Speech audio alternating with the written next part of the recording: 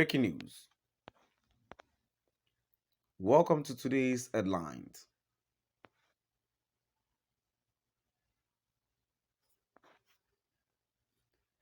They will drive you to Lenugu with surrender letter. Ambazonian leader tells Kanu on 55th birthday. They will drive you to Lenugu with surrender letter. Ambazonian leader tells Kanu on 55th birthday.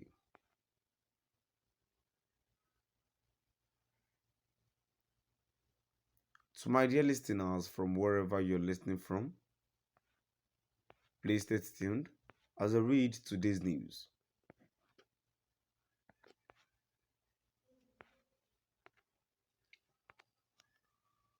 Leader of Southern Cameroon separatist group, Ambazonian Governing Council, Cho Ayaba, has congratulated the detained leader of indigenous people of Biafra IPOB, Nnamdi Kanu, on his birthday. Ayaba, who has been in exile from Cameroon for years, in a congratulatory message to Kanu on Sunday, predicted that the IPOB leader would be driving to Lenugu as a freedman. Happy birthday, my friend. The impostors will bow, drive you to Lenugu with a letter of surrender and compensation for the years of toil and pain imposed on your people. Ayaba tweeted on his Twitter handle. Meanwhile, Omoyele Sowore, presidential candidate of the African Action Congress, AAC, on Sunday, wished Kanu a happy birthday.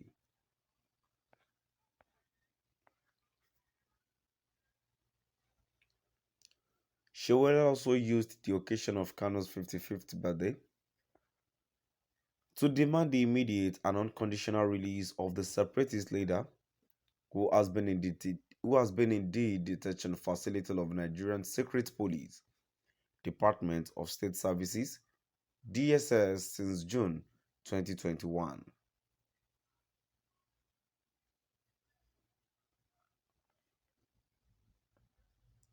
The IPOB leader is standing trial before Justice Binta Lunyako on charges bordering on terrorism and treasonable felony.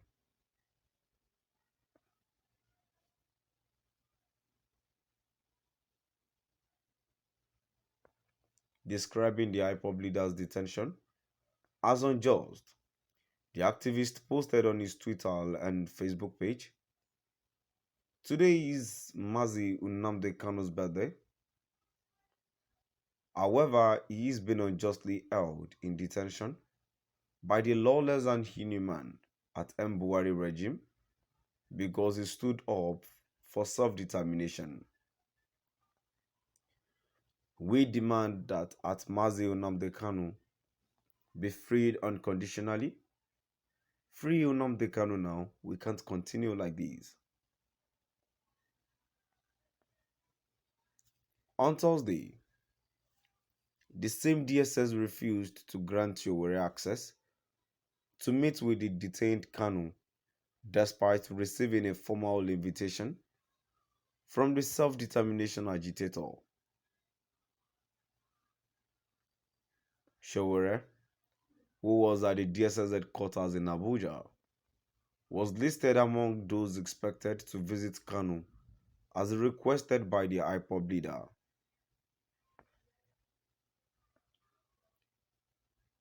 The activist, who arrived at the facility at about 2:07 p.m., was asked to wait in the visitors' waiting room till around 4:40 p.m. when eventually the operatives denied him access to see Kanu.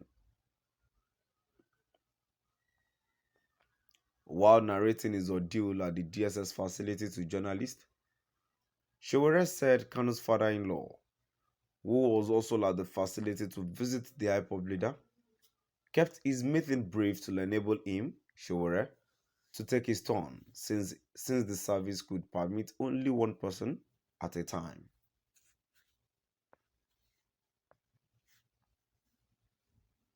His lawyer made an application for me to visit him with a lawyer who is also his father-in-law. His father-in-law, when he came back, said Nnamdi Kanu was eager to see me, and that was why he left on time to enable me go in and see him.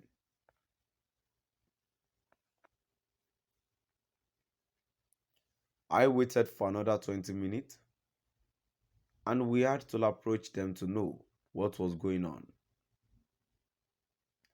They said, "Sorry, Mr. Showore, the time of visitation has elapsed."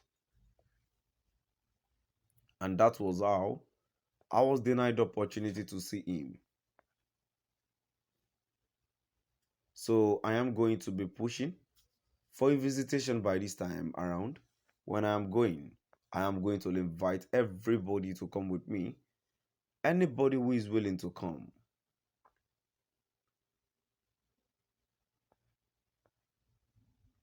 But I am very disappointed.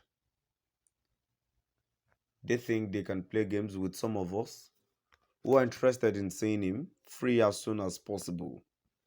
He hasn't committed any crime to have warranted him extradited from Kenya.